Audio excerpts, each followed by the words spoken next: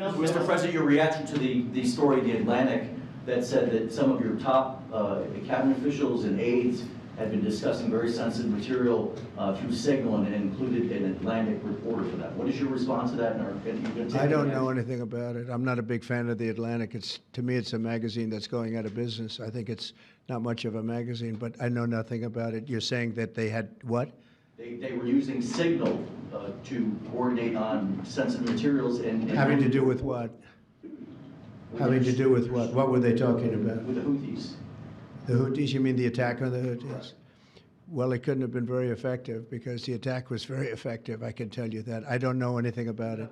You're telling me about it for the first time. I don't know anything about it. I'm not a big fan of The Atlantic.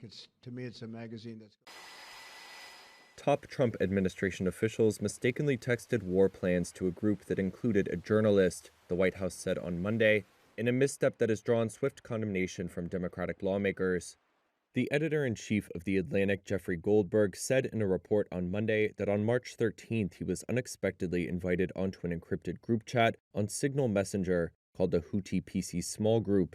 Messages in the group made Goldberg aware that large-scale U.S. strikes on Yemen's Houthi rebels were coming hours before they started. The strikes over Houthi attacks against Red Sea shipping came on March 15th. Before they began, Goldberg said Defense Secretary Pete Hegseth posted operational details about the plan in the group, including, quote, information about targets, weapons the U.S. would be deploying, and attack sequencing. The chat also included accounts that appear to represent Vice President J.D. Vance, U.S. Secretary of State Marco Rubio, CIA Director John Ratcliffe, and others. At one point, the person identified as Vance appeared to question whether U.S. allies in Europe, more exposed to shipping disruption in the Red Sea, deserved U.S. help. A person identified as Hegseth replied, VP, I fully share your loathing of European freeloading. It's pathetic.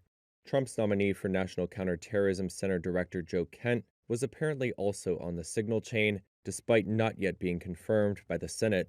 White House National Security Council spokesperson Brian Hughes said the chat appeared to be authentic and that the NSC was reviewing how a, quote, inadvertent number had been added.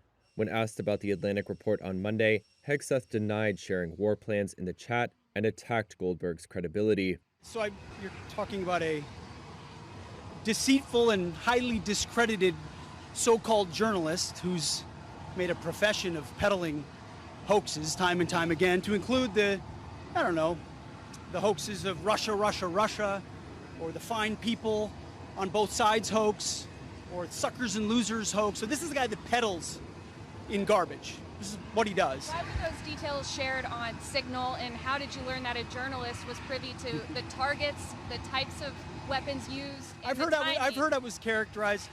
Nobody was texting war plans, and that's all I have to say about that. Thank you.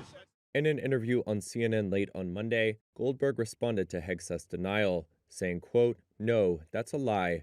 He was texting war plans. Mr. President, this is one of the most stunning breaches of military intelligence I have read about in a very, very long time. Senate Democratic leader Chuck Schumer and other Democratic lawmakers have called the use of the Signal Group illegal and demanded an investigation. I don't know anything about it. Trump told reporters at the White House Monday that he was unaware of the group chat incident.